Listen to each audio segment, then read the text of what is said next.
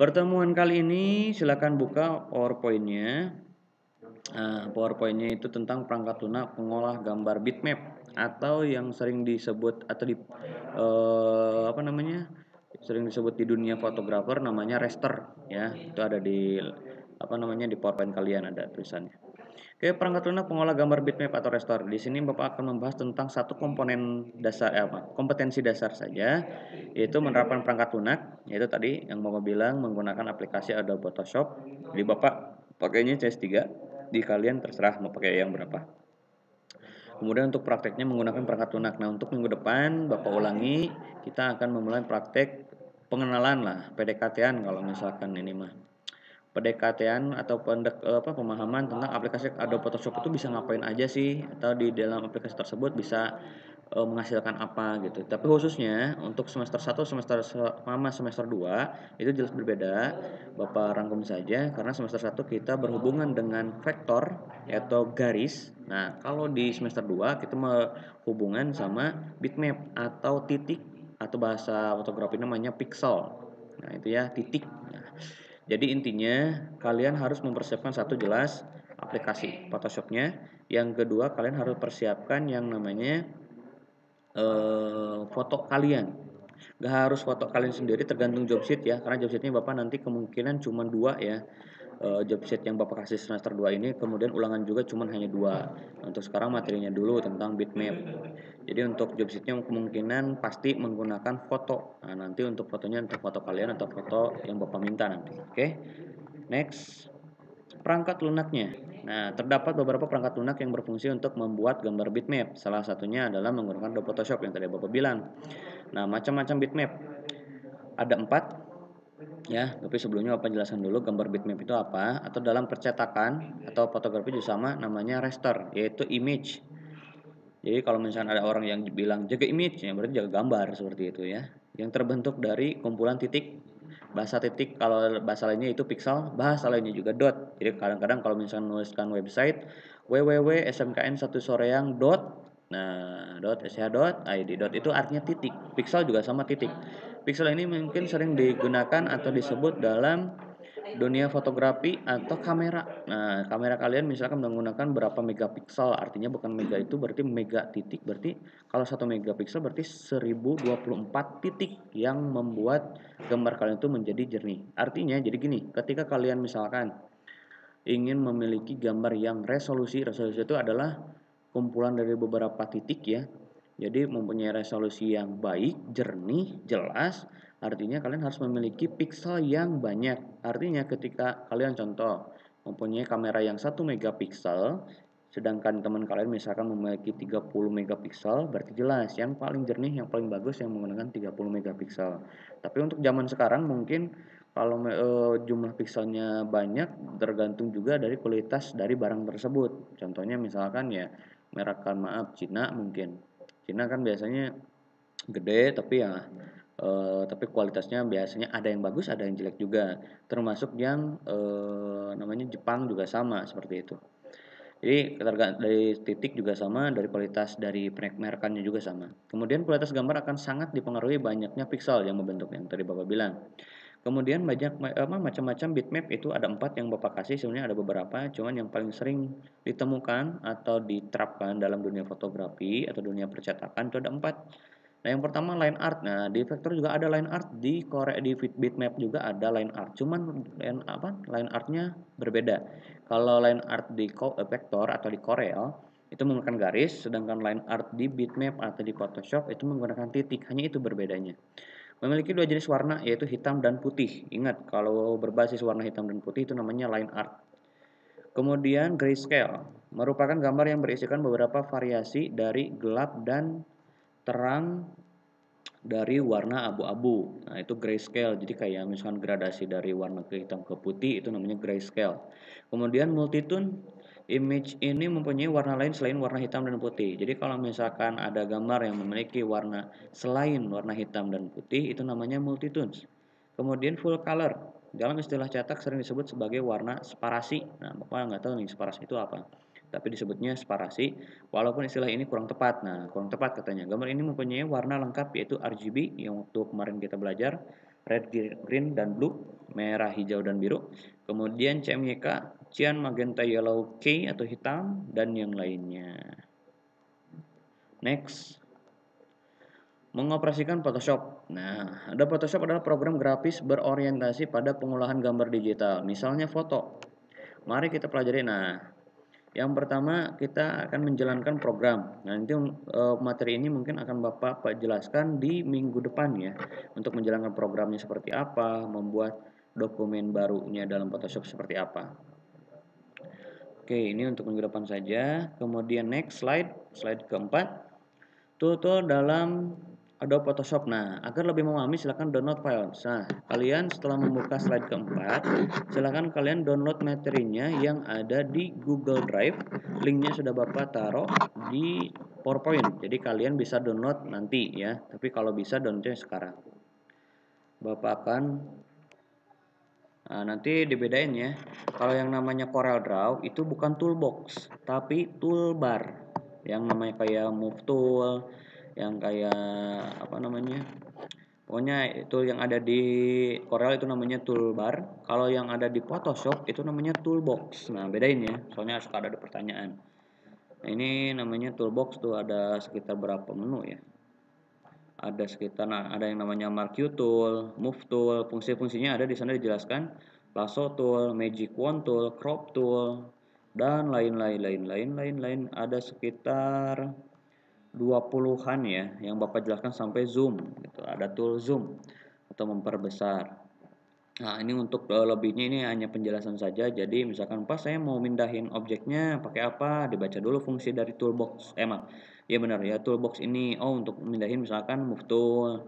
Kalau misalkan kalian mau memblok itu pakai apa? Bisa pakai lasso tool, bisa magic wand.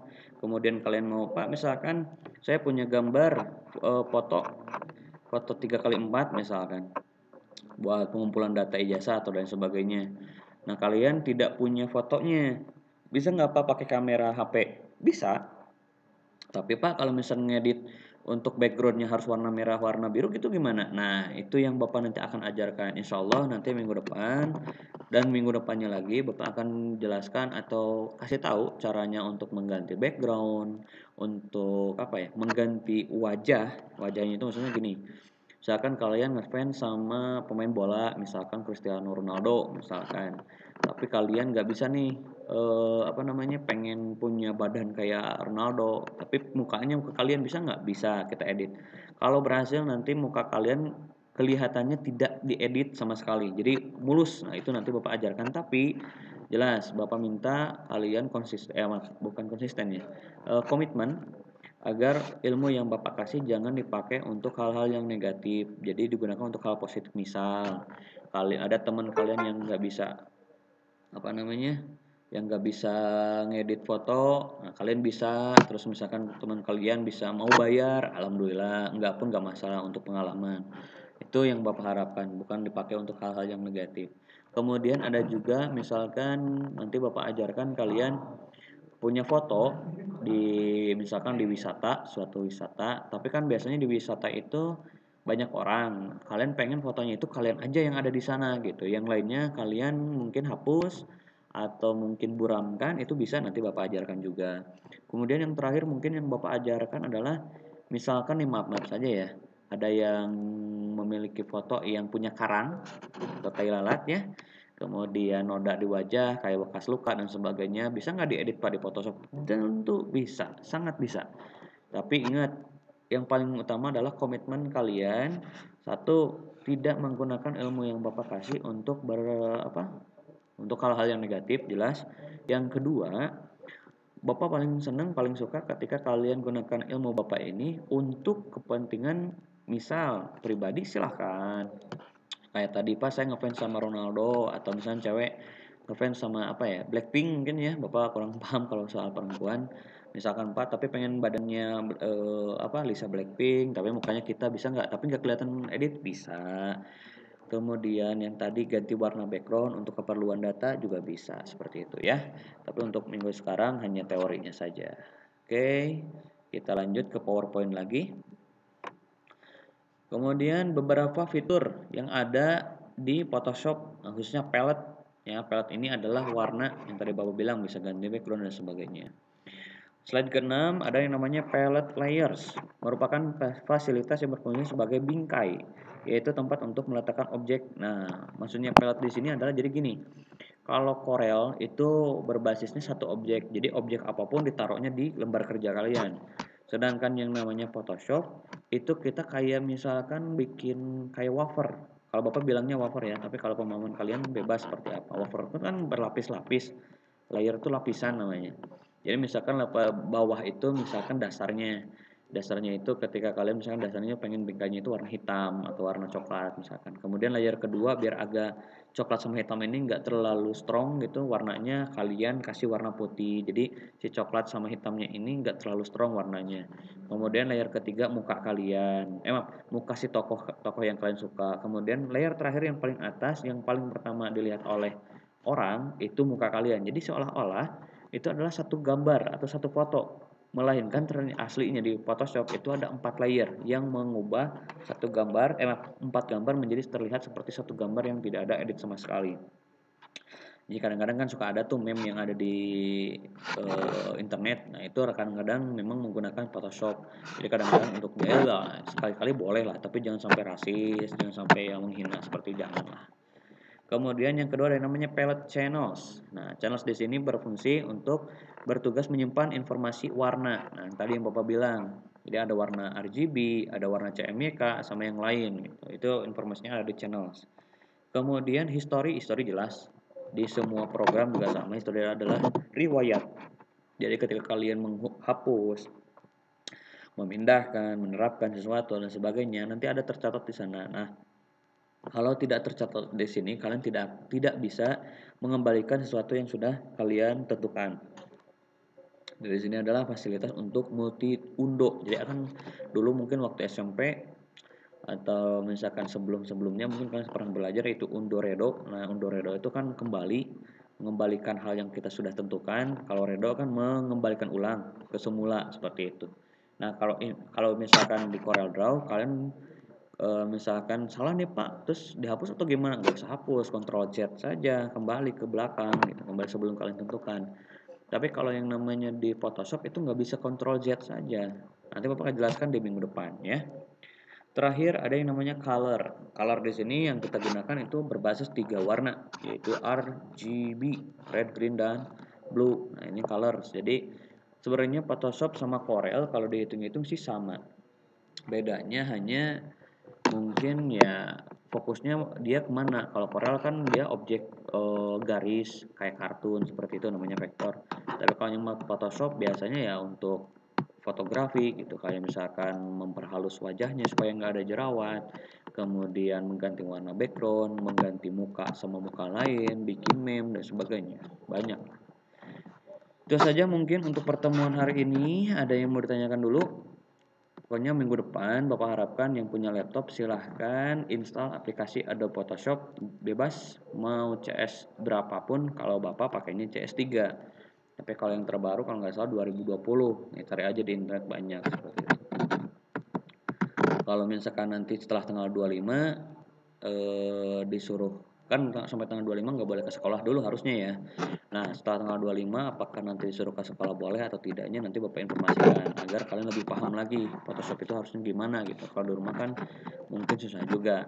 Tapi kita nunggu juga informasi vaksin itu ya sekitar 2 bulan apakah berhasil atau tidak. Kalau berhasil berarti nanti kalian bisa luring ke sekolah setiap hari, setiap pelajaran. Tapi kalau belum ya berarti selama kelas 10 kalian wajib di rumah saja. Kita tunggu informasi selanjutnya. Itu saja mungkin. Ada yang mau ditanyakan? Silakan kalau yang mau bertanya.